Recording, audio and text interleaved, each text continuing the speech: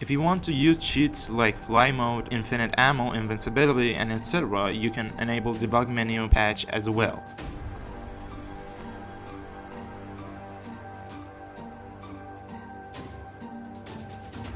Right-click on Uncharted 3 and select Create Custom Configuration. Then navigate to GPU tab. If you can't stand the default 720p resolution, you can bump up the scaling, but in order for the scaling to work, we'll have to enable MLAA patch. And be aware that upscaling the resolution might introduce graphical glitches. On the other hand, if you don't have a good GPU, or maybe if you're experiencing graphical issues, feel free to set scaling to the default option. After that, enable right color buffers and set the frame limit to 60. It's better to set Z-core accuracy to relaxed because in some scenarios in the game, blur might occur.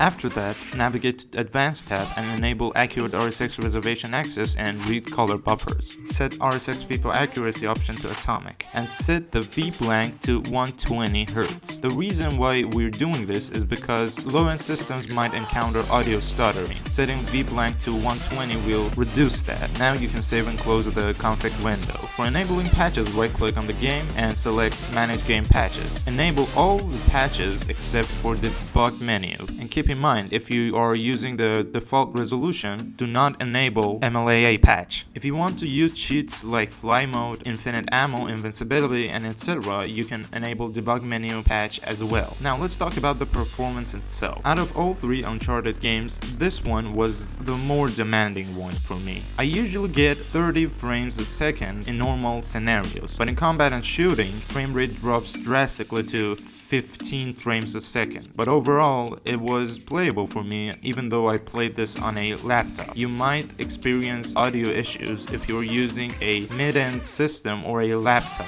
If you have a mid-end PC, don't expect higher than 30-ish frames per second. It's totally up to you to choose whether or not you want to play the game on your PC. But if you have a low-end PC, don't even think about playing this game, even with the best settings.